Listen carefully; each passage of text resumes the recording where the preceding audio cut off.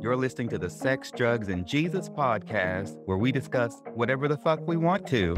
And yes, we can put sex and drugs and Jesus all in the same bed and still be all right at the end of the day. My name is Vernon, and I'll be interviewing guests from every corner of this world as we dig into topics that are too risque for the morning show, as we strive to help you understand what's really going on in your life. There is nothing off the table, and we've got a lot to talk about, so let's dive right into this episode. Hey, y'all. I love you so much. Thank you for listening, and welcome back again to another week. Dr. Vernon T. Scott is back to drop some serious bass on us, y'all. This time around, we're discussing his book, The Essential Guide on How to Be a Hoe.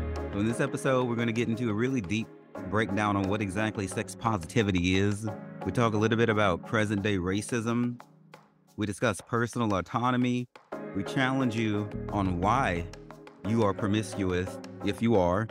And we ponder the question, should tops be canceled? Please enjoy.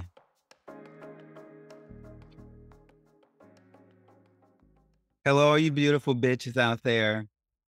My lovely supporters, my lifelong lovers, all of you who help to keep this podcast afloat. Welcome back to the Sex, Drugs, and Jesus podcast. I have with you today your favorite hoe, the host of the Heauliloquy Podcast, and also the author of a book called The Essential Guide on How to Be a Hoe.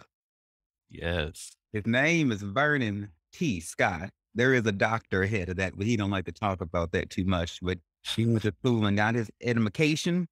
And so we going to give credit where credit is motherfucking due. How you doing today, Dr. Scott? You know, as the old folks say, I am blessed and highly favored. It's a beautiful day. It's been a rainy ass weekend, but I'm dry as hell today. Thank the Lord. But I'm good. It's been a great weekend. I feel re-energized, and I also can use a nap. So life is good.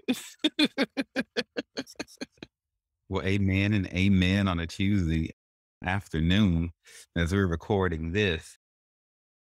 So we have Vernon on before, y'all.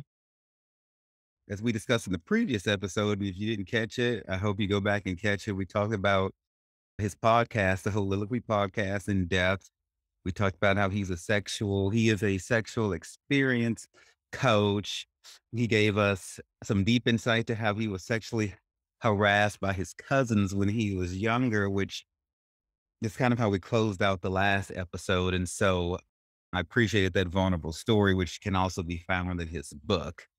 And so on today's show, we're going to be talking more about the book. Before we get into telling people exactly how to be a hoe, I wanted to just take a moment to get your thoughts on the 4th of July. From my perspective, I feel like the 4th of July has been canceled until we get a Supreme Court that has a soul. A holiday that's supposed to revolve around freedom doesn't sound very free to me when women can no longer do with their bodies what they're supposed to. Then we're going to talk about the shootings that happened on this free day. So what do you think about not you bringing me in on some tough shit. I was not prepared. I'm prepared. So prepared. Let me start off with the 4th of July. I am definitely with you. Like, what the fuck is that? It's a day. It's a day that I'm off, and I'm happy to be off. Thank the Lord. I get my rest. But I'm with you on cancel the day. Like you said, there's no freedoms to be celebrating because we were just restricting those on a regular basis. Like one day we wake up, guess what? Black people are going to be enslaved again, as though like the current employment system is in a way like that's doing that, or the prison system. So there's that. So for me, I'm not celebrating the 4th until 1, we abolish the prison system. 2, we get reparations for Black and Indigenous people across the fucking globe. I'm not celebrating until women have their autonomy over their bodies because we need that. I'm not celebrating until sex workers are respected for the things that they do. I'm not celebrating until victims of sex trafficking have the resources that they need to heal for whatever traumas that they've experienced, and they are also respected in the society. So fuck the holiday. We ain't free. Well, I did what he said. I couldn't say it no better than that, but exactly. There, and I served in the military, which is what the whole thing is kind of supposed to be about. People are like, thank you, veterans, for your service and keeping our borders free. But as an honorably discharged veteran of the United States Air Force, fuck Independence Day. So, now, on Independence Day, in in in the Highland area of Chicago, which is supposed to be a really rich area, 6 people died and like 20-something people got shot the hell up. One of the people who died was like, I think, a 76-year-old man in a wheelchair because this 21-year-old white boy decided to go, do what crazy ass white boys do, which is shoot. Exercise privilege. Exercise is privilege. This, what is it, Second Amendment right to bear arms or whatever the fuck. Mhm. And so, and then also in Philadelphia, a shooting broke out, and I know 2 cops got grazed. I haven't heard of any deaths from that yet. So, since we're talking about fuck the 4th of July and fuck Independence Day, what do you think about these shootings that happened? And and from the perspective in particularly of the fact that they went and detained this white boy. I think had he been black, he would have been shot on sight, gun or no gun. And then once they detained him, they said, we're not officially charging him yet, and all of this. So what do you think? So I can't speak too much on the Philadelphia one, but the Illinois one, just like what the hell? Like we have what Dylan Roof who got like fucking was it McDonald's or Burger King after he shot up a whole church of people. We have Kyle Rittenhouse who murdered 2 people and still had the right to dap up police officers and do whatever the hell he wants to do. And now we have this one who just decides, oh, you know what? I'm stressed out and I want to go exercise my freedom to the Second Amendment and shoot up some people who are just there to have a celebration of what the holiday that you're supposedly in support of because you're such a patriot. You're such a patriot that you feel as though that you need to gun down innocent people without a weapon. You're that brave. You're that much of a patriot. I'll get the fuck out of here. And then we have, the officers who decide, okay, we're going to chase this person down. We're going to not try to shame any of his history. We have the media that's bringing up all the positive images of this person, nothing dealing with the fact that he and assuming his family were massive Trump supporters, as though that is something that fits within his ideology of what he's done. Let's go with like the Buffalo shooting, also within the same ideology of let's shoot up motherfuckers, even though that one was more racially based than this one.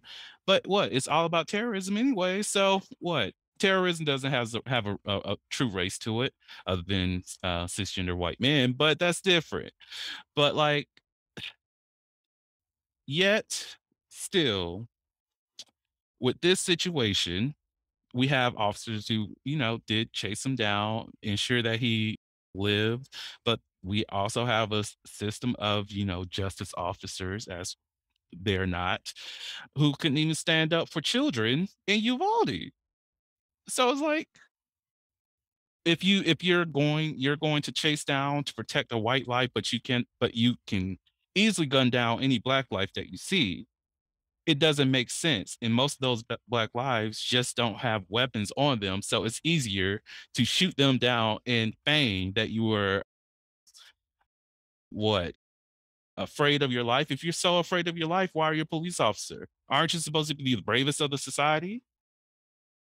But you cannot go in and save children. But you cannot go in and disarm someone who is an active shooter, though you have the training to do so. You cannot go in and do anything to actually support and make our communities better. You cannot even solve rape cases when you have DNA of victims, but you can kill black people and people without weapons. Sounds about white. The caucasity of it all.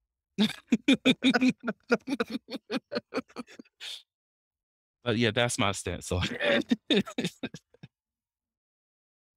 once again, what the fuck can I say after that? What can I say? What can I say? But I have been thinking about, since all of these white people have been shooting up people, there's shootings everywhere, but I can't think, has it ever happened where a black person or anybody who's not white has killed like 20, 30 people in a public setting? Well, I can't say 2030, but there was that situation in New York subway, where it was a black man who was going around. I think it was either a bomb threat, and I think he did shoot some people. I think about 6, but that's being blasted. Well, within that media cycle, it was blasted everywhere, even on Fox News, as though that's not racist as hell. And then you have, I think, about 5, 6 years ago, there was that one that I don't know if he was law enforcement or part of the military, who was gunning down police officers, and they were extremely scared. And I think he killed 2 or 3, but other than that, not too many. If anything, it will be shrouded as gang violence, as though, you know, we don't have a lot of white militia gangs out here that's murdering people left and right without that title. So I don't know too many gang members who are just out here having mass shootings after mass shooting after mass shooting. Right. And like I heard someone say, I was listening to the Morning Joe podcast earlier. One of the guests that they had on there was talking about how all of these, like, basically white mass shooters, they put on this persona of being like lone sheep and everything like that. But basically, they are all connected. Mm-hmm. Like you're saying, it's like a long distance relationship sort of gang. They all have the same motives, the same motivation, the same modus operandi, the same end result.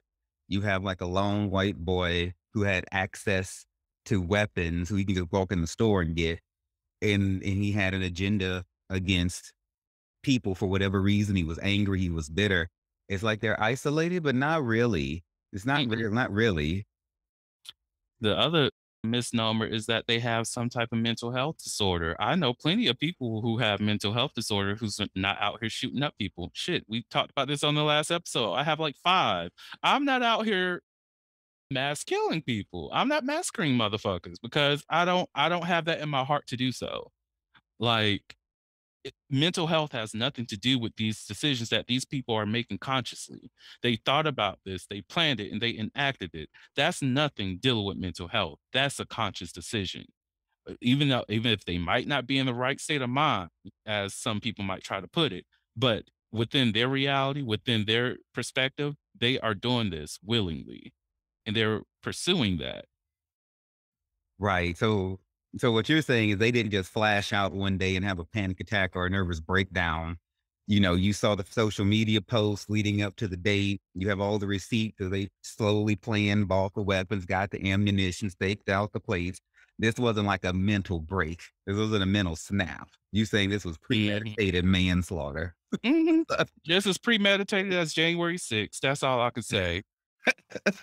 We all saw it.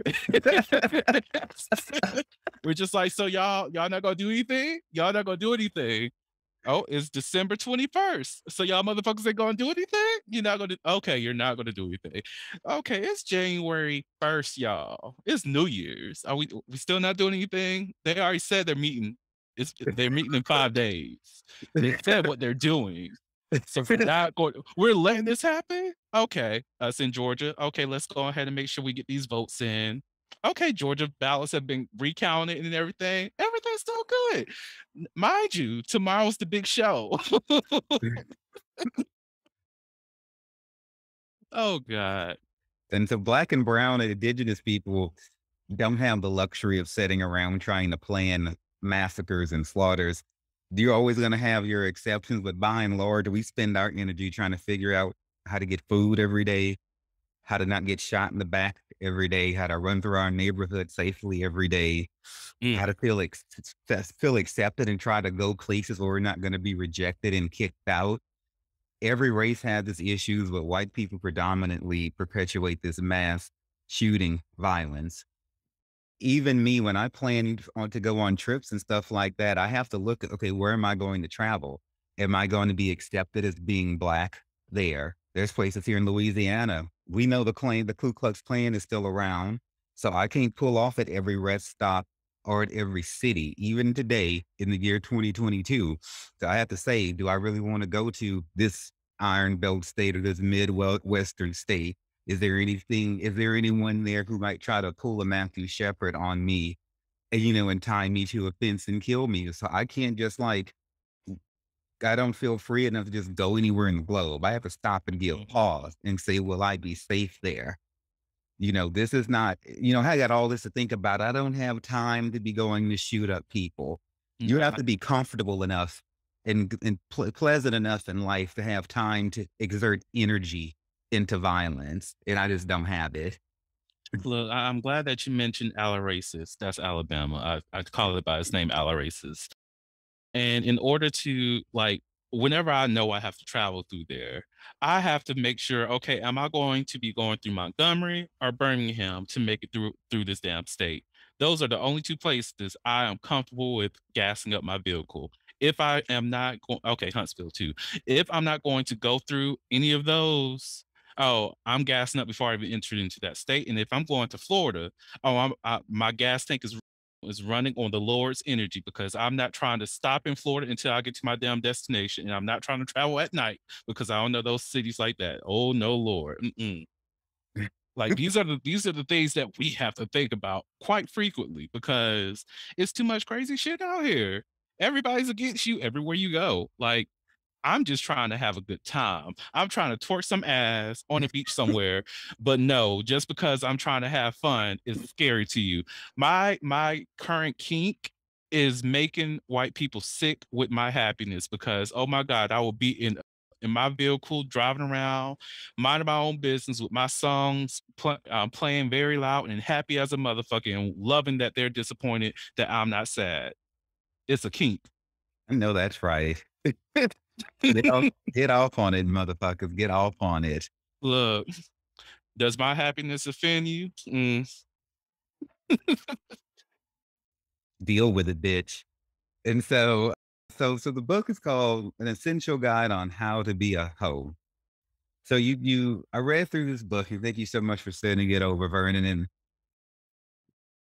I'm very happy that you wrote it for you, because I could see that you've got a lot of rage out in these pages and everything like that. And authorship is very cathartic. And so whether it's writing poetry or writing a blog or writing a journal or writing a book, writing is therapy. And writing therapy is something that is often prescribed in mental health settings. And I'm so happy that you are able to have this experience for your own mental health. So at the top of the book, you really get into a lot of what the book is not. And so I want you to give us your take on that. You were telling us how it's not how to be a fuck boy or a fuck girl, and definitely not slut shaming. So what is the book not?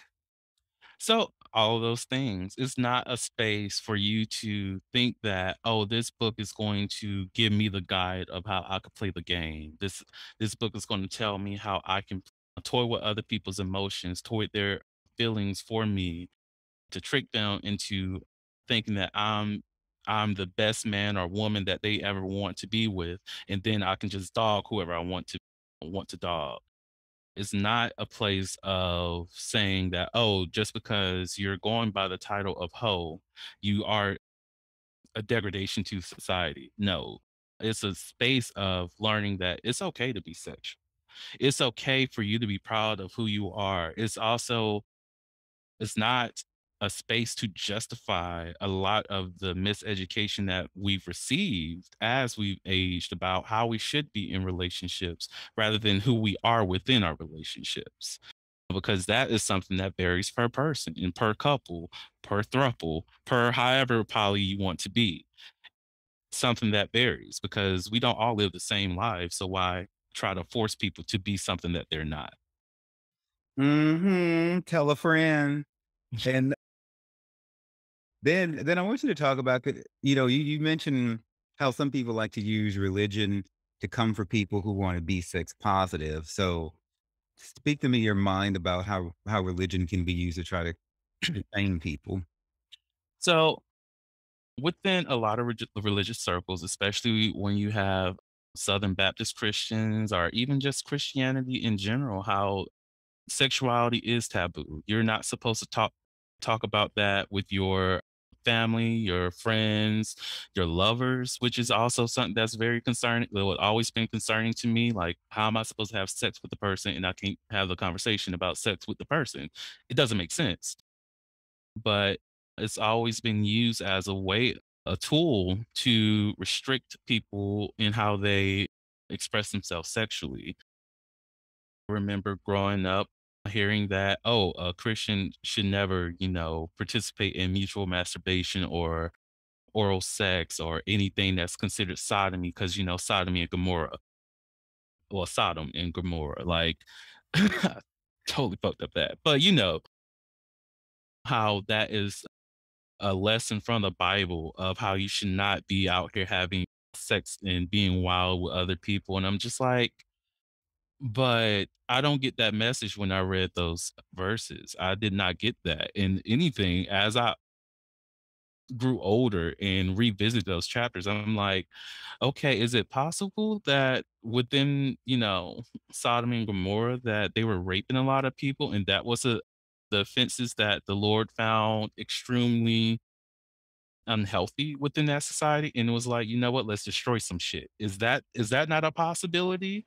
It because all this stuff that a lot of the preachers were bringing to me to educate me on what that message is. I'm like, I'm not finding the evidence in this text. I'm not finding anything that's really talking about homosexuality other than lay with men or but it's okay. Like this is going on the double standards. It's not okay for men to lay with men, but it's okay for women to lay with women. So both of those are homosexual relationships.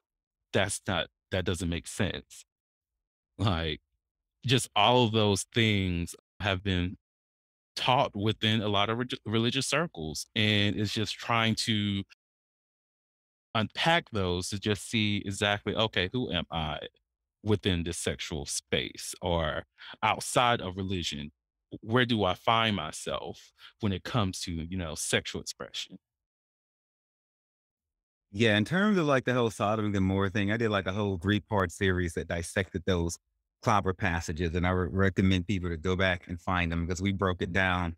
I agree with what you're saying, and I did that with Dr. Marcia Ledford, who was a pastor and everything like that, and within a gay affirming religion.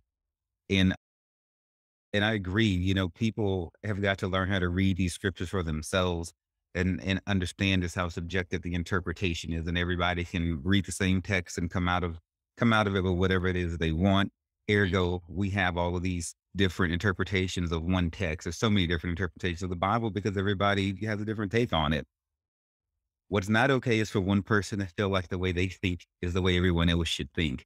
And then that's how we get into this whole anti-abortion, anti-every damn thing because somebody's trying to say my view of ethics and morality should be everyone else's view. And then that, which is complete bullshit. And it's also arrogant. And it's also how people become a hypocrite and fall into the sin of hypocrisy because the Lord never told you to straighten everybody else out, which is Mm. why he stopped Saul on the road to Damascus. Everybody always marvels about the road to Damascus conversion, but I look at it as God stopping somebody from trying to go control other people, which is what he was going to go do. He was going to go be a typical fucking evangelical Republican, and the Lord told him or set his ass down somewhere. So can we be sex positive and still have a relationship with God? Oh, definitely. Like there's even something called spiritual sexuality. If somebody want to go dabble into that, it's mostly on how your sexual being relates to your spiritual being, which can also relate to your religious being. But it's in in my perspective, because I'm not really a religious person, not anymore. It is figuring out where does your sexual expression, meet your religion based off of your perspective and how your religion then can enhance your spirituality and just finding that type of balance. So yeah, let's go with that. I mean, you're right. And I would just like to remind everybody that it was God that invented sex. Mm, You know, not humans, not the Catholic Church, not any church or denomination. And what man has a tendency to do, you know, is to try to take ownership of something and try to package it and rebrand it and sell it to you like they're the experts on it, when really that's not the case. mm, And the same thing goes for the whole Bible. The same thing goes for so many things in this earth that people, you know, try to just try to take over. So just remember, God created sex, and so when you have questions about it, I suggest you pray and go to Him. mm, Don't go and ask no damn preacher. You know, don't go and ask nobody. You know, if you're going to ask them, be sure you ask God too, because the person who gave you a sex drive, who crafted your body so that your dick can get hard and your pussy can swell and get wet, was God. It was not people. I like mm. to go to the head of the organization. And so if I want to find out about this body, I'm going to go to God, the one who made it first, before I go to anybody else. Don't you let people tell you what to do with your body. Mhm. And I forget which friend this was. It might have been high school, but they were I think it was high school. This person, they were referring to the Bible because they read the Bible on a regular basis. And they were like, hey, did you ever realize that the story of Adam and Eve can really be a sex tale? It's just a discussion about how people have sex. And after they brought that to my attention, I actually sat back and thought about that. Even when it comes to the snake and the apple and all that, how those in themselves can be innuendos for the penis and the vulva. And when you mix some things up and a person and the female or the woman gives birth, there's always going to be some kind of cramp, some contractions, and that's the thing. Rather than it being about sin, it's about, okay, we have sex. Here's your sex lesson. Who am I to say otherwise? I'm open to all kinds of perspectives on things and stuff like that. And that may work for some people if they don't want to take a literal interpretation of it. Go with it. You know, the important thing is to open your mind to possibilities of what may be, and then, and for whatever you do, not to think against other folks. Now, I might not agree with that. I might choose to say, you know, that the story might be more literal, but that I'm not going to tell your friend that he's wrong. You know, or I'm not going to say that I disagree. You know, I think he's going to go to hell for thinking that or anything like that. I might be like, okay, that's cute. But, you know, everybody has to decide what they think about everything. You can't, Mhm. you have to make a fucking choice. And the beauty of it is that we don't have to agree. I love how beautiful that is. I've never heard of that before. So I need time to meditate on that. So tell me what the book is. We talk about what it ain't. You've kind of touched on it, but is there anything more else you want to say about what the book is?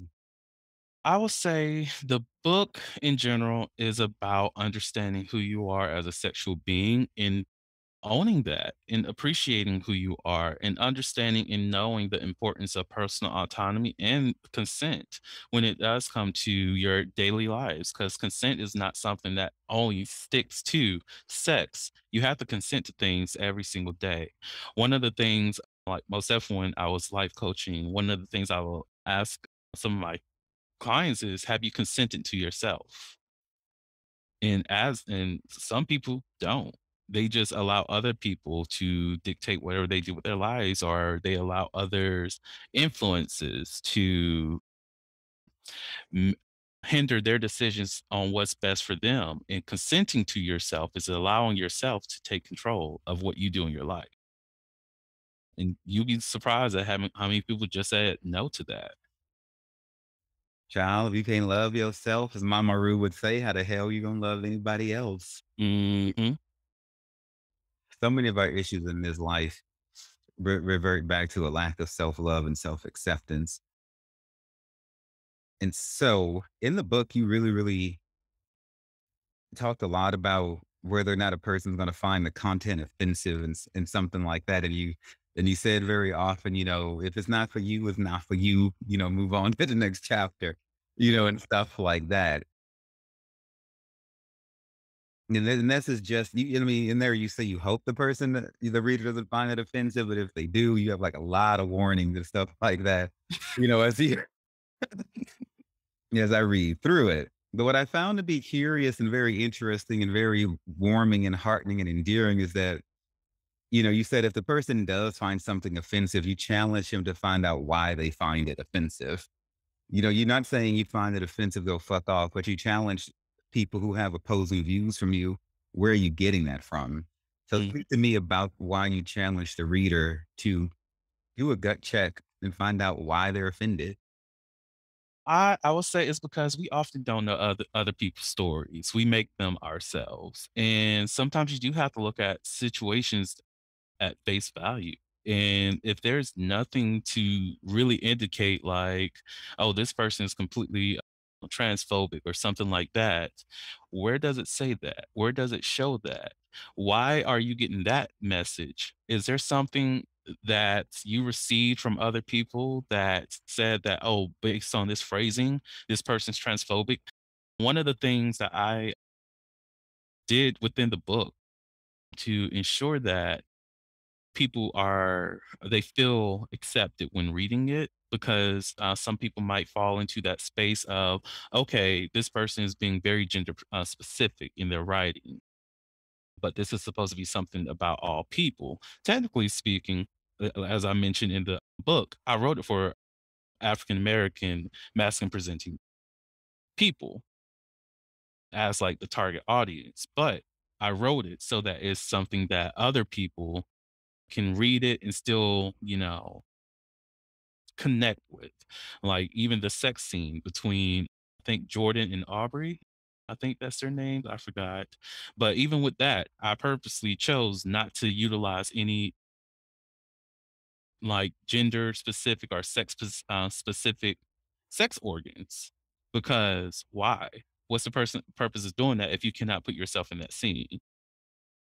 And let's say even if someone goes into that consent chapter and they find out, oh my God, how dare he say that? Why is this conversation about consent something that you are pushing against? Because all I'm providing is the facts of the matter based off of my actual research on it. Now, of course, things within consent can vary.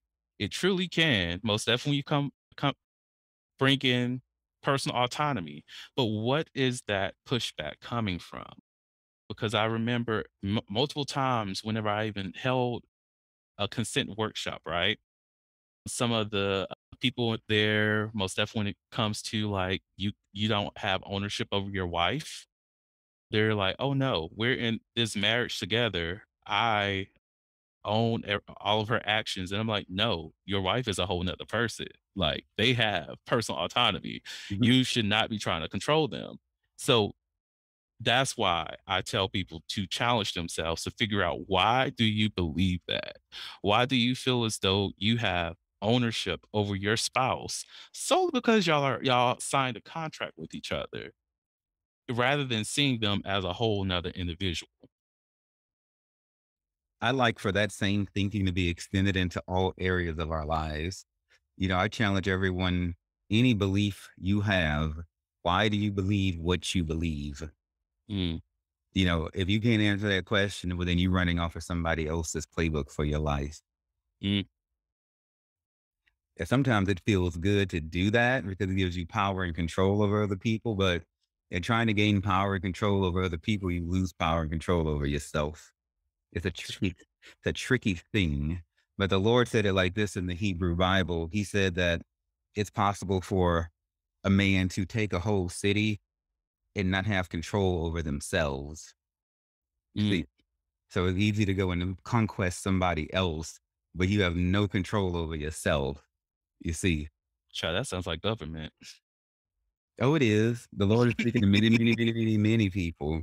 Any sort of person or entity that wants to rule. another person, be it one person in a relationship wanting to dominate another, or the government overreaching, or whatever. All that energy could be turned internally, and then you could improve yourself rather than trying to fuck with other people. Mm-hmm. Now, you said in the book that being sex positive does not necessarily equate to promiscuity. I want you to preach about that because there's certain somebody in my life, and they shall remain nameless, you know. Yeah, the name. I'm joking. I'm joking. You know, there's certain somebody, say the name. Say their name, say the name. Who their interpretation, they were like, I'm sex positive, and this person was sleeping with 4 to 5 different people per week. And there was a whole argument thing that happened, and they were like, I'm sex positive. I can have as much sex as I want. And I was like, I don't think that being sleeping with 20 different people a month is the same thing as sex positivity. And so when I saw this in your book, it triggered that old anger that I had toward him. So I'd like you to just preach on that.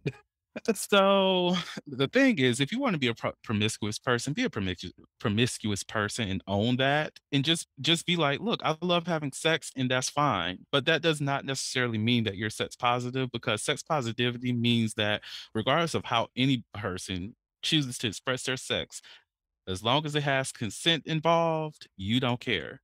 You are just like, I'm here for you. I'm not shaming your kinks. I'm not doing anything like that. I want you to be successful in how you out here fucking or not fucking or whatever the case is. Like, you can be out here doing osmosis for all I care. If you are, I want to know how the fuck that thing is going on. Like, teach me how to osmosis, bitch. I want to know. But like, in terms of promiscuity, you have to ask yourself, am I promiscuous because I'm hurt and I'm trying to escape from that in other bodies? Am I finding love in other bodies because I don't love myself? Like, what is going on? Like, if a person's not necessarily digging deep to figure out why they're sleeping with multiple people outside of I just love the pleasure of it, then there's something that is going on with you that you might need to, check on. I don't know that person. I can't write their story, but if you have to, here's my thing.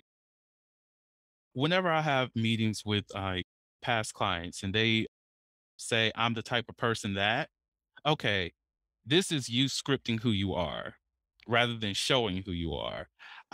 You don't have to preface, I'm the type of person that does this all the time.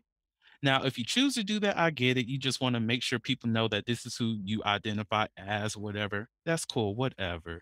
But are you really that person? Is your actions meeting up to these words that you're actually providing to other people? If you have to start off in speaking about your sexuality by saying I'm sex positive all the time, you might not be sex positive as you think you are. You probably might be out here shaming every single person who's having less sex than you or more sex than you or just the same amount, and you just don't realize it because, hey, I'm going to use that sex positive so I can say something completely shady and off the hinges, and I don't want anybody to shame me against that or correct me or respond to my personal actions. So it's like multiple lenses to look at that. But yeah, it's definitely not the same thing. One is allowing others to be themselves, and the latter is I'm just fucking. Be it through trauma, be it through love for self or healing. I challenge everyone to search for why they have sex. Like, what do you view it as? Anybody who wants to like try to have sex with me, I want to know, okay, what are your views on sex? What do you get out of it? We have to have a conversation. When I'm in my late teens, and it was just like, you have a hard dick, it works, stick it in, but I don't go back and try to hide behind the number of sex positivity. No, I wasn't being sex positive. I know I was trying to patch up a hurt heart by jumping in the beds of as many men as I could get each week, far more than 5 sometimes per week. but I never tried to act like it was cute or it was a positive thing. I knew I was damaged, and I was, had a bad relationship with my dad and everything. And I wanted to find this in the hands of as many masculine men as I could. Mm. So I'm never going to be like, oh, that I was being sex positive. No, I was taking unnecessary risks because I didn't know how to heal. And so I just wanted to bring that up because I do think that term sex positive gets tossed around at times as an excuse, Mhm. and it hasn't been very deeply, really wrung out the way that you just did. And I'm just going to leave it at your words. I can't say it no better. See, even on top of that, I don't know if I put this in the book or not. If I did, I forgot I put it in there. But it's related to celibacy. I know I mentioned, people should be celibate. Well, try that and, experience how they are. If you are a person who's out here being promiscuous or whatever, try being celibate and see if you see what advances or what changes in your life and set the rules of what your celibacy looks like and what some people want to use abstinence. I don't care. It's interchangeable at this point. I don't give a damn. But set the rules on what that looks like for you, but take a break from sex for real and figure out if you really are sex positive or you are going through damage. Because in my I lost my virginity at age 19. Well, willing lost my virginity at age 19. And with that, my body count went from 0 to 8. And this is within a 6-month time frame. And I was reflecting and I was like, hold up, I'm out here wilding. What the fuck is going on with me that I'm over here just accepting sex from anybody who's actually going to agree to have sex with me? And by taking that break, it was 2.5 years. I learned that, okay, yeah, you do have a little bit of sex trauma that you have not dealt with. So you got to deal with that. You are allowing other people's their slight embrace of you show that they do have true affection for you, even though they don't. You are out here lowering your standards just for that quick hookup. You're better than this. And just taking that time away from sex after having sex allowed me to see myself in a better light and also find a stronger sense of self-worth so that when I do go back in these streets these days is a mess. So I for a Yelp review, 0 out of 0. I do not recommend. These streets are bad. They need to close down business. Fuck the streets. But no, don't fuck the streets. The streets needs to be celibate, y'all. But I learned so much about myself from taking that break. And even for that friend, take a break. Figure out who you are. Figure out what's really going on. Go to therapy and see and fill that hole that you're trying to fill with dicks and cum. That's all I'm saying. You better preach, bitch. And so I wanted to talk about the book name. You, an essential guide on how to be at home. I'm always interested in why people title the books as such. And in the book, as such they do. In the book, you give us a breakdown on on the etymology of the word whore and why you choose to spell hoe as HOE and not HO. Hmm. So I had to do that because one, that the word hoe in general has a special place in my heart because I've been called a hoe so many times throughout my life. And this is before I was even sexual, y'all. Out here holding hoe. But I always was fixated on the fact that, okay, why is it just spelled HO? And within the Black community, we utilize that word in so many different ways. And even when you have the whore side, the WHORE, that has different conjugations that are very grammatically correct. And whenever you look at HO, and you can add ing, you can add all this other things to it, but it doesn't look right. It never looked to be like a correct term. However, I try to put it places, but whenever you put the E on there, it looks like a word that can be it can be conjugated, it can be changed, you can use it in different sets of your lives to, I am hoeing, I was hoeing, I hoed, all of these, because you added that extra length of, grammar to it. So that's one of the reasons why I decided to, let's go ahead and use this with the E, because one, I'm always tired by the fact that in this country, we look at AAVE, Ebonics, whatever you want to call it, as though it's a lesser language, but people don't realize that AAVE is the cornerstone of what's making American literature and language great. Like like the slang that a lot of people use these days come from what? AAVE. It comes from African American vernacular English. It comes from our interactions with our own people. It comes from our conversations. Like motherfuckers was not out here saying twerk like that. And then, of course, yin yang twist, whistle while you're twerking shit, because yes. But it's like we are making the language. So put some respect on our names and make sure that our words that we use in however we choose to interchange them are grammatical in every single way. Mm-hmm. I ho, so off to work I go. Yes, yes. Child about to put on some knee-high heels or some shit, because now you got me wanting to hoe. Yes, Lord. So I'm going to read a quote, which I have a slight amendment to, which I will just point out. So you said from the book, you said, for those of you who say that a hoe is someone, especially a woman, and I'm going to add or bottom, with low morals, jump off your high ass pedestal. I hope you land in your own business, because that is what you need to mind. Yes. Tell me why you said that. Because everybody it's the judgment of it all. Like, you out here calling women hoes because they're having sex with multiple people. Why? Because men are praised for doing the same thing. So you're obviously putting yourself on a higher standard or a higher pedestal than other people who are doing the exact same thing as you. Jump off. If this person is considered a low standard because they're doing what you're doing, get the fuck off. You don't deserve to be up there. Jump into your own fucking business. Mind your business. Mind your motherfucking business. Because, hey, look, this is what I tell people. I did not give you a dime, quarter, or penny. So I'm not paying for you to be over here. So mind the business that pays you. Yes.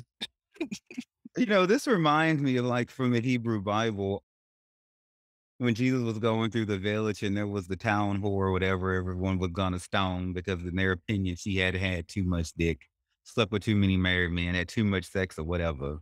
Jesus found me. I know. Yeah, he found the girl. And he also loosed you and said, he who is without sin cast the first stone, and they couldn't say anything. My whole thing is this. She didn't become the town whore by masturbating. The man in the town, somebody had to help her along this journey to reach the status, to reach the level in her life. And so in society, if a woman is shamed or a bottom is shamed, it's like, so even me, when I used to run around Baton Rouge high on meth trying to get dick from all these different guys, I developed a bad reputation. But my whole thing was this. I wasn't doing the drugs by myself. I wasn't the only one in the damn room. And whatever sex I did have, I didn't reach my own dick around and stick it into my own asshole. So, I mean, I mean, I'm fucking somebody. so I am fucking somebody. I'm doing the drugs with somebody, you know, or 7 guys could fuck the same girl at the same time, which is totally cool if that's what 8 people want to do. But why is she the slut, but the 7 dicks that was just in her are not? I, You came here and you came. Like, I'm the slut because I'm the one who wanted to have all this pleasure. Did you just fuck the most of for those who love breeding kinks? Why are you just fucking 6 other niggas I don't know if I'd say it on your. I'm sorry. You can say anything you want, Dark. My God, weren't you the one that was coming back and fucking six other motherfuckers come out of this pussy, this asshole, whatever you, this mouth? Were your children, your could have been aborted children, swimming all up in this over here? But I'm the whore. I'm the whore. Aren't you the one fucking the whore? What does that make you?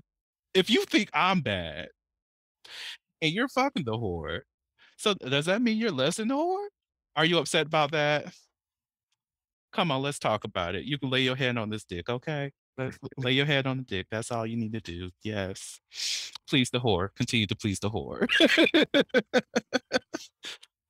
Mm-hmm. And then enough said on that. So, and I guess, no, it's not. Because, people, and you mentioned this in your book in several places, that basically when people spew negativity towards other people, it's reflecting a fracture and brokenness within that person who's the negativity.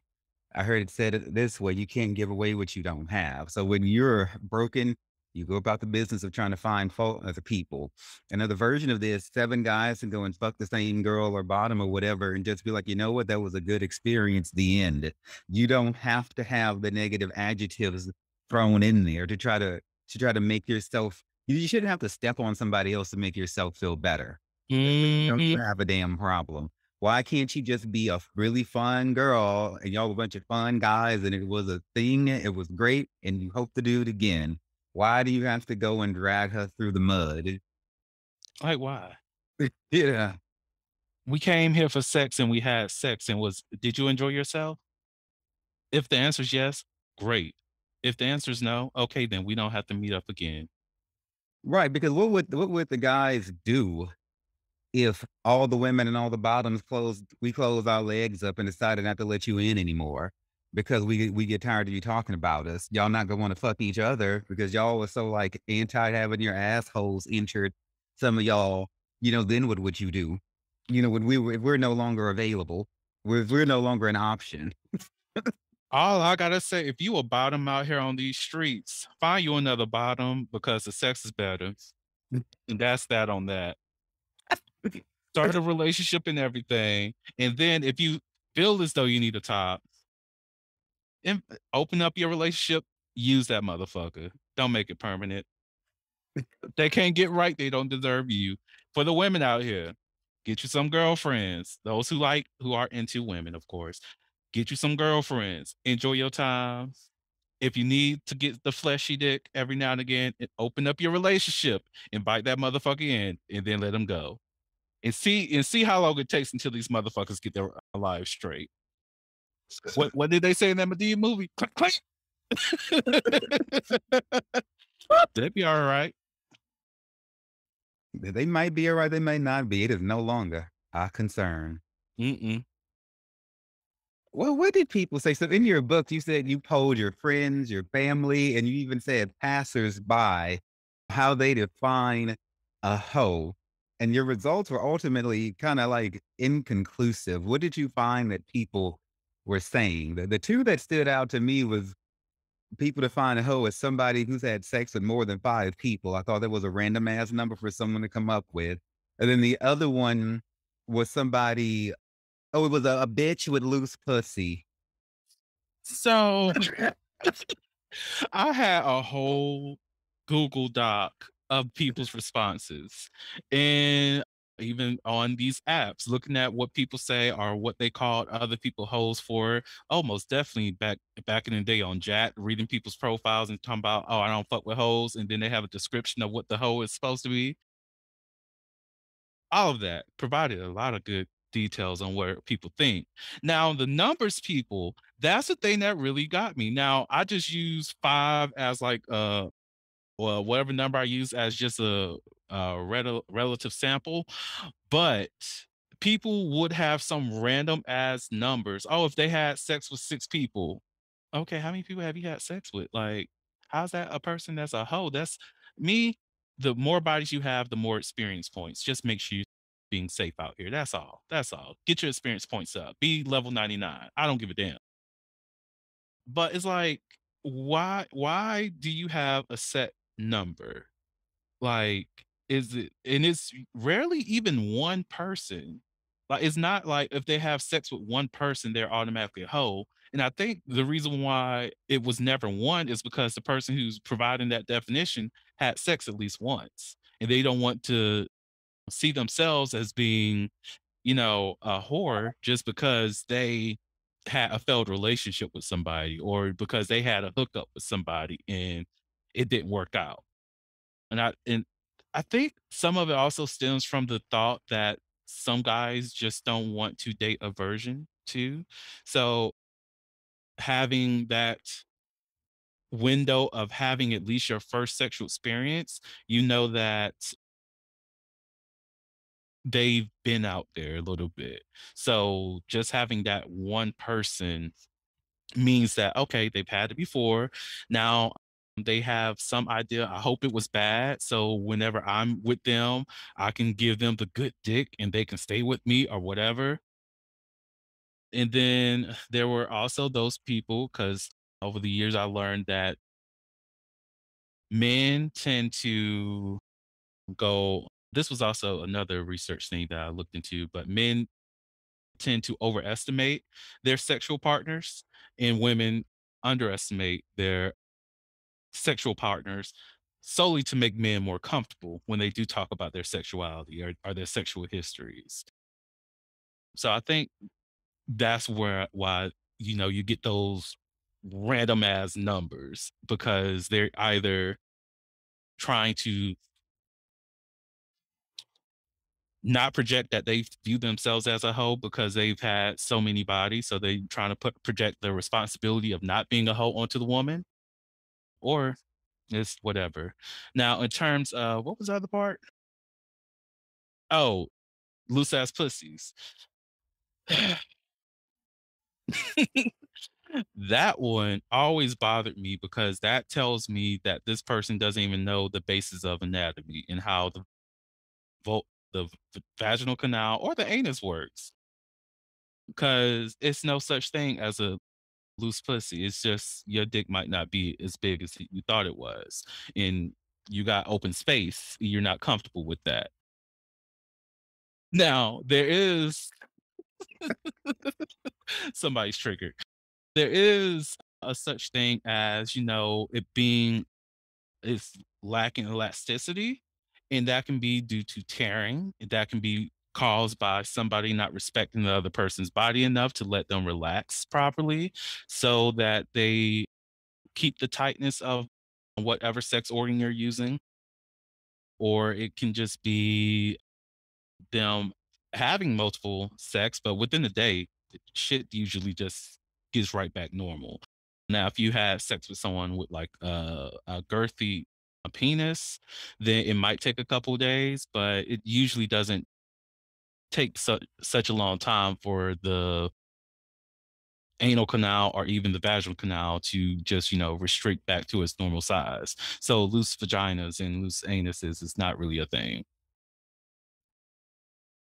Wop, wop, wop. That's some wet ass pussy.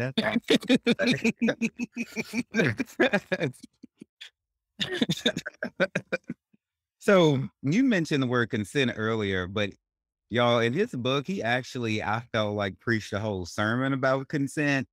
It's like, it's really a soapbox, a hill that you're willing to die on.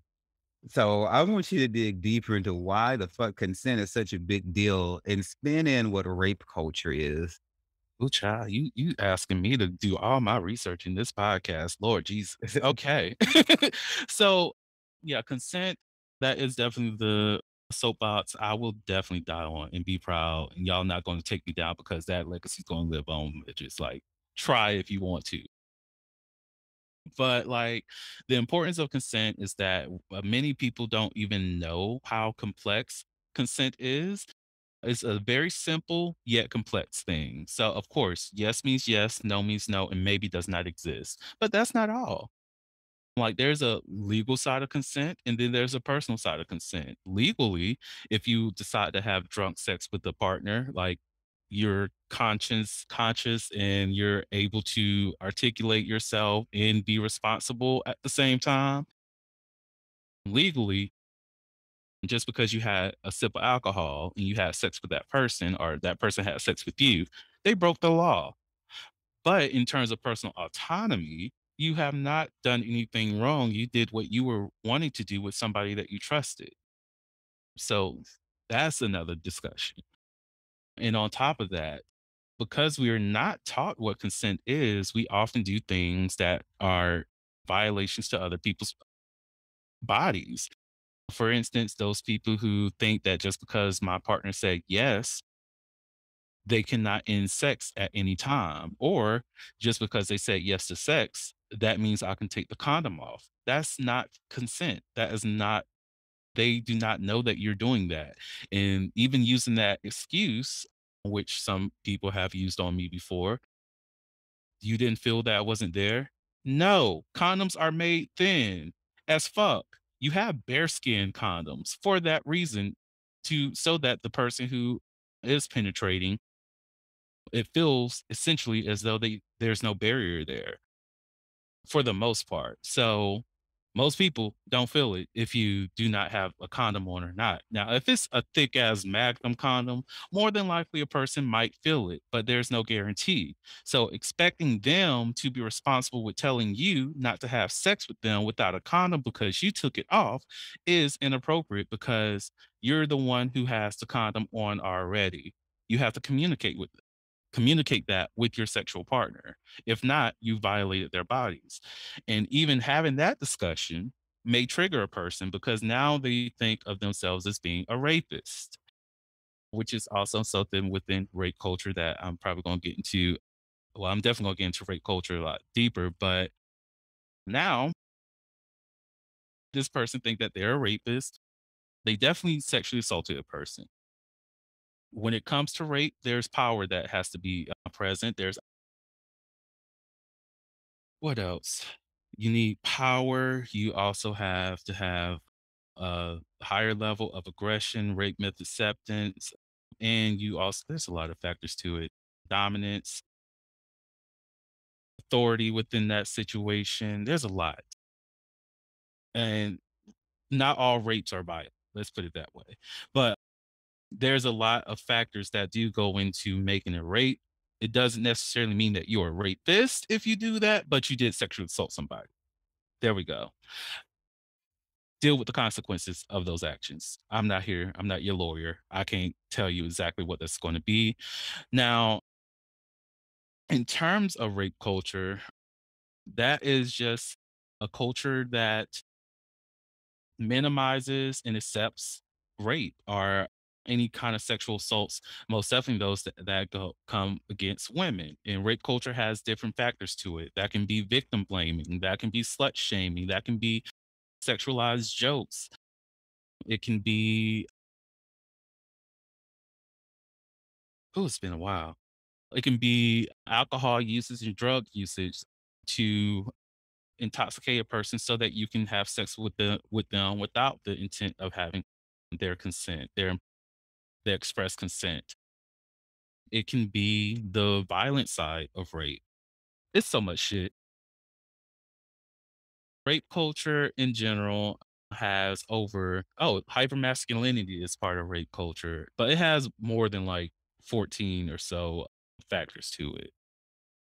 And part of my research, just to put that out there, is I learned after I completed my dissertation that I wrote on systemic rape culture. And that is how rape culture presents itself in different systems that can be within the workplace, policy creation, government entities, our businesses, our police officers, all of that.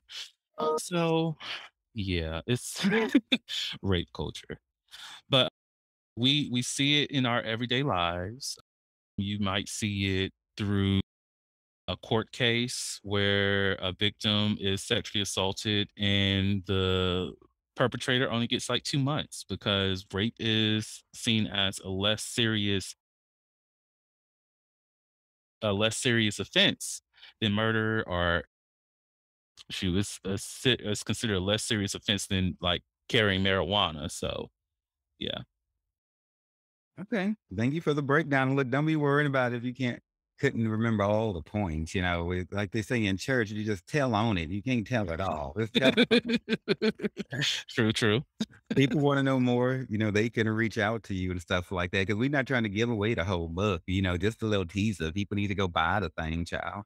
You're right. So, and so talk to me from the book about the game. Now, I had never heard this shit broken down like this before. And I think I may have played this game before and certainly have been involved in it. Now, you describe the game as a childish behavior for supposed adults. In another quote, you said the term scoring gamifies sexuality and sexual encounters. It provides a point value that does not fully equate to the full value of a person and their self-worth. Preach about the game. So the game. It's all like you said, it's all about scoring. It's how many bodies can I catch? How many people can I have sex with, essentially. It's about how can I influence this person to think that, oh, look, I love you. I want to be with you. I'll be your world. I can bring this to you. I can make you feel satisfied. I just want to be your man. To ease a person, and I know somebody was just like, hold up, Vernon.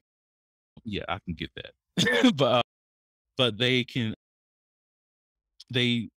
tend to fall for the person and have that expectation that they want something more than just the sex, and then they have sex with that person and just leave them.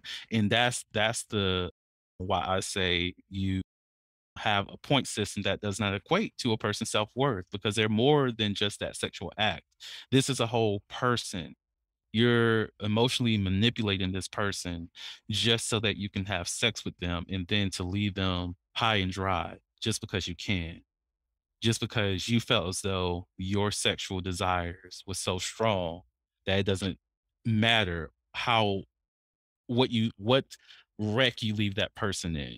And the game is played by men and women. So let's be clear about that. Because I know some women who literally said, "Oh, you know what? I'm gonna dog these niggas out like they be dogging us out." And I get where that hurt comes from. I get why you need to do that, but figure out why you're hurt and figure out how you can avoid that nigga that you're referring to that hurt you back in the past, that make you want to do this, so that you can do better. And for the men who's been dogged by women, deal with your hurt so you can figure out why exactly you were hurt and then do better with your lives. Because this is something I had to tell a student of mine in the past.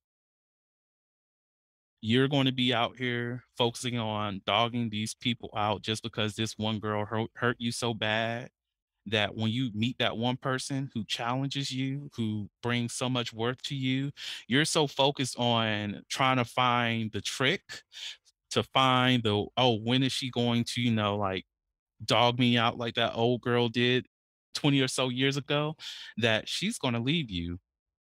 And within months, within weeks, within days, you're going to realize that you fucked up something good and you will never get that back. All because you wanted to play these damn games. So what he's saying, y'all, is to stop perpetuating the negativity and to find out why, and to stop being willing to be so damn childish. I agree with you on that. The games people play, just be about what you're about,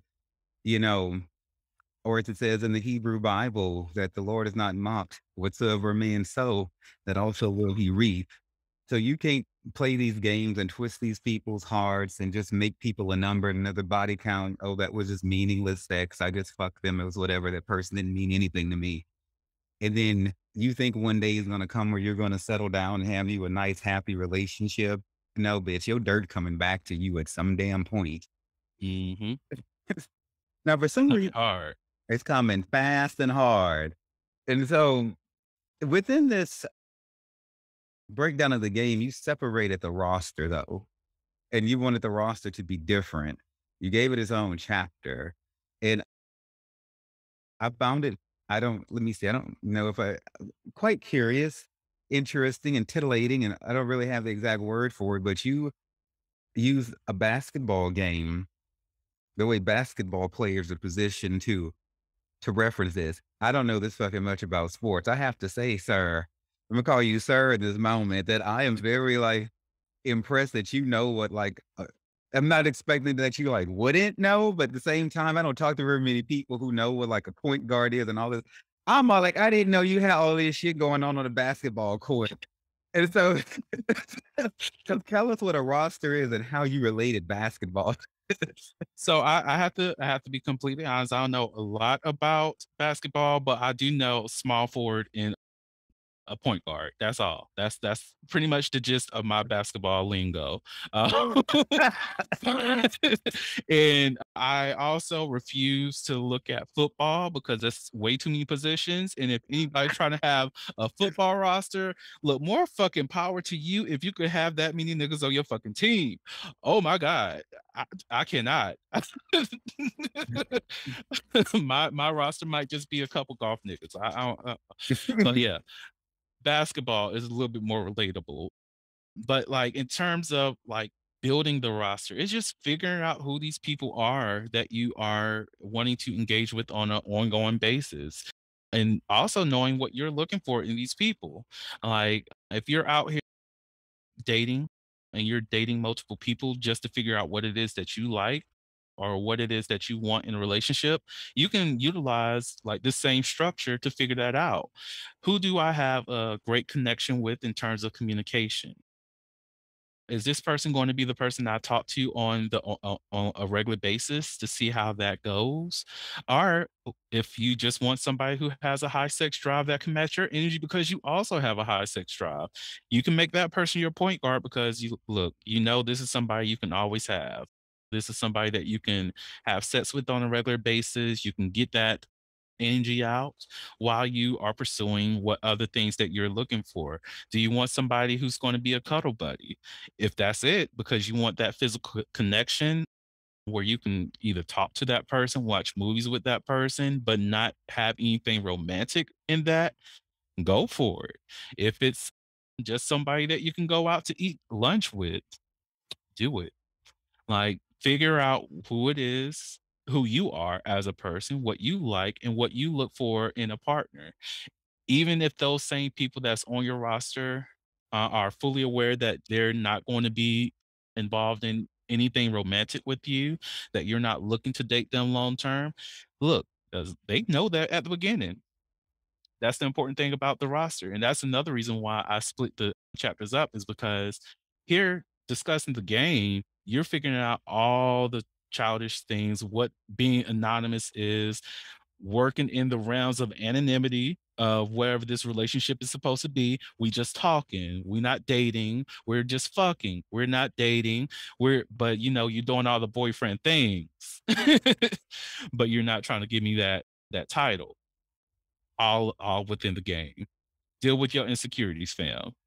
But it's like that's part of the reason why I had to separate it so that you can understand this over here, this mentality is completely different from what you can be out here doing, which is respecting the people that you're choosing to be intimate with, that you're choosing to get to know, and who you are. Well, you know, in the long run, deciding who you want to be with in a partnership, either it be with one person or multiple. I appreciate the roster and the effort that it takes to put one together, you know. So a roster is a list of people who you value and you see them as more than just a piece of flesh, you know, whereas the game is about, as they say, this is meaningless sex or this didn't mean anything. It really burns me up when people toss around sex. Like, I don't think it's ever meaningless. If you take your body, which is a priceless instrument that God gave you, even if you don't believe that God gave you, you only get one in a lifetime. If you don't believe that, you know, in anything spiritual, you only get one damn body. And so to say that you're going to take your body, allow someone else to do whatever with it, or you do to someone else, whatever, sex always goes both ways. It's not just one person doing something to someone else. And to come out of that and say, well, that didn't mean anything, or, you know, that just really, really fucking angers me. Mhm. And the effort, even with the roster as positive intended as it is, I want to challenge people to put this same amount of energy that we put into fucking finding people to have sexual encounters with into our mental health and into our spiritual health. So in mental health, we talk about all the time as we have in this show about why this is needed and necessary, hiding from our pain and stuff and how it comes out. We spend so much time on these apps, so much damn time in and out of people's houses. I've done it before. Going back, I was fucking a part-time job, working 40 hours a week and fucking 30 hours a week, to include doing all the research and everything like that. So I want to challenge people, particularly though, about spiritual growth. So say you do believe in God or whatever entity or deity, I want you to be sure that you are growing.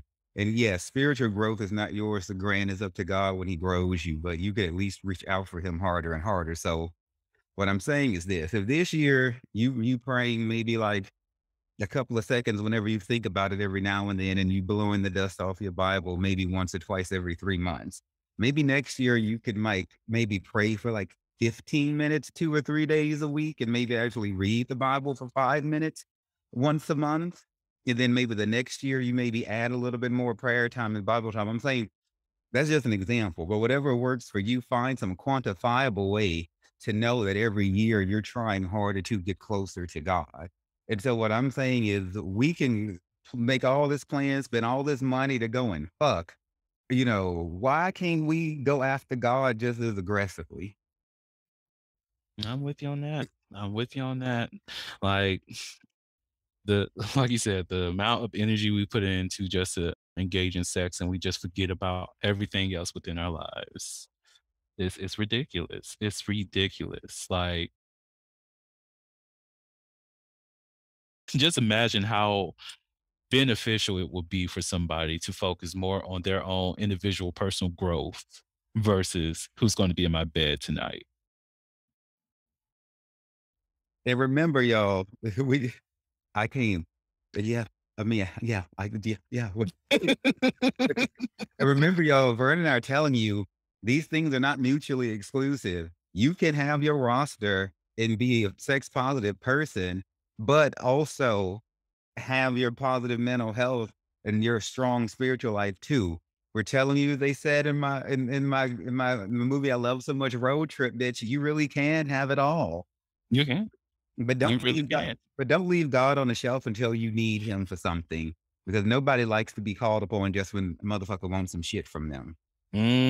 Now, unless they consented to it, because look, I do have my regular. Oh, God. yeah. Look, and just so y'all, the podcast can, because I do bring them up on my show, but it's like, even with that situation, it's like we've communicated that this is not going to be anything romantic. This is just going to be mainly sexual. He don't like me to go into his personal life, so I don't go into it. Where if there's a message that is introduced between him or me, it is, okay, how you doing? What's your availability looking like? When are we going to be able to hook up? And that's pretty much it. That's it. And guess what? Life is good. Let it be good then. So I mentioned, we both mentioned like the dating apps. I just wanted to drop a warning on people about those, about these. So just be careful when you're going in and out of people's houses that you don't know. There's the disease factor. Yes. Because, when people don't really tend to brag about the bad experiences they have on dating apps. All of your friends and everybody want to make it seem like it's always a good experiences. They pounding all the ass and getting all the pussy, and getting all the dick, and everything's great. What I've observed is that when people get diseases and shit like that on these apps, they either keep fucking and don't tell nobody, or if it gets serious, they'll just disappear and go and tend to their health and not say anything. Or if they show up to somebody's house and they get robbed or jacked up some type of way, they won't tell you, you know. So sometimes when you've seen that guy in that square for months, you have your regulars on these apps and suddenly they're not there anymore. Sometimes some shit didn't went down. So I'm just reminding y'all, be safe. Be careful about going to people's houses you've never met before. They could have cameras set up. They could have motherfuckers waiting. I'm not saying get paranoid, but I'm just saying understand you don't know them. You're right. You're right. You got to vet motherfuckers. You have to vet the people that you're planning on hooking up with all the time, actually. And one of the things that I used to do is like if somebody's like, "Oh, can you scoop me up or whatever?" I'm like, "Okay, cool." But I don't stop. I do not stop my vehicle until I see a person that I like. Look, this person kind of they look like that person that I'm supposed to be picking up. Okay, but my vehicle does not stop.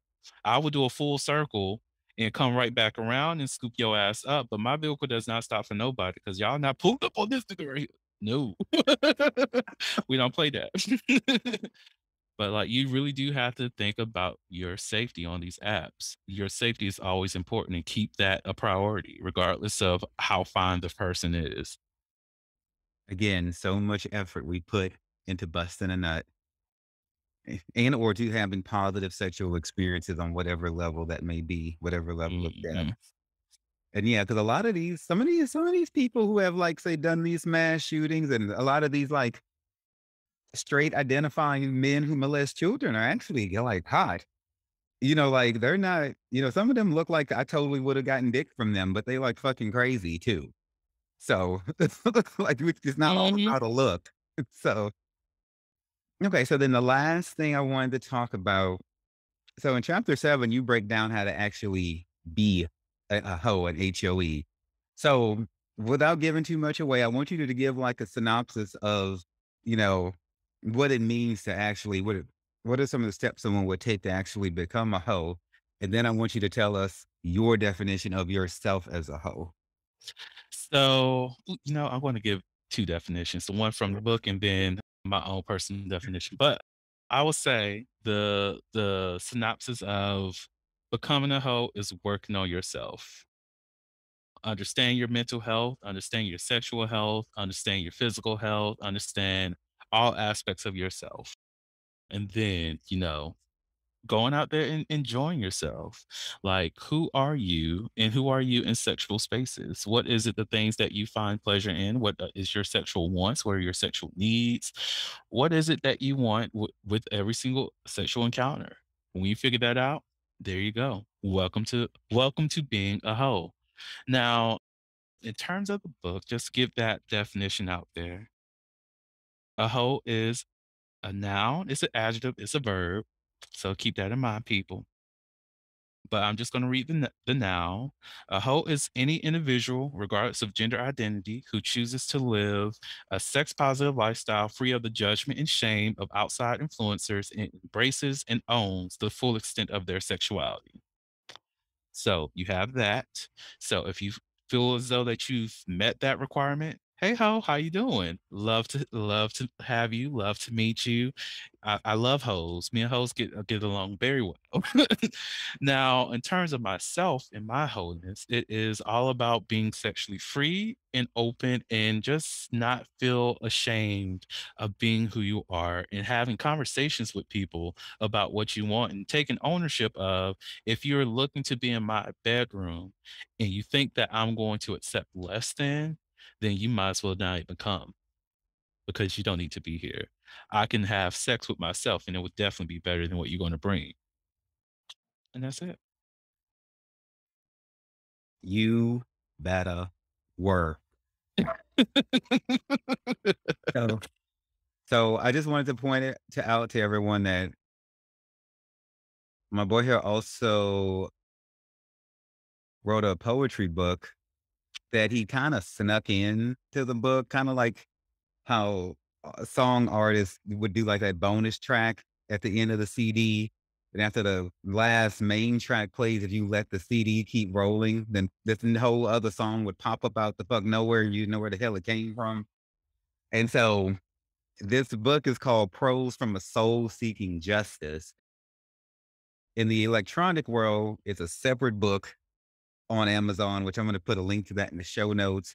It's only $2.99. Y'all might as well scoop it up. And then if you get the print version, then you get how the essential guide on how to be a hoe plus the prose from a soul seeking justice poetry book all together. And I'm going to put the links for all of that in the show notes as well. So I want to let y'all know Vernon is a poet too. And And I look forward to more creative works from you in the future. So thank you for coming on the show. I'll let you have the last word. So let the Lord use you. Well, first off, thank you so much for having me. And definitely, y'all, I recommend to every person get the printed version. And I like how you said, artists doing, a little bit extra something there. With do plan on doing an audiobook, and within that audiobook, because I love experiences, I love giving my audience a fucking experience. I am planning on doing a little bit something extra with the audiobook, and I'm not going to include any other readings of the poems. So, look, I wrote those for other people to get their own messages. You don't need to get the reading from Vernon. I know that's how you're supposed to read poetry from the artists themselves, but fuck it. I'm not doing it. But yeah, so that's coming up. And even just to mention that was a journey through trauma, journey through growth, and a journey through just finding myself and finding happiness. For that, the poems. But if you out here, you want to be a hoe, definitely get the book, but dig deep into who you are, figure out who you are as a sexual being, enjoy it, love yourself, own who you are, find your own self-worth, and do not accept less than anything from anyone who cannot afford you. And that's my message to everybody. Amen and amen. Thank you all so much for taking time to listen to the Sex, Drugs, and Jesus podcast. It really means everything to me. Look, if you love the show, you can find more information and resources at sexdrugsandjesus.com or wherever you listen to your podcasts. Feel free to reach out to me directly at Vernon at sexdrugsandjesus.com and on Twitter and Facebook as well. My name is Vernon, and it's been wonderful being your host today. And just remember that everything is going to be all right.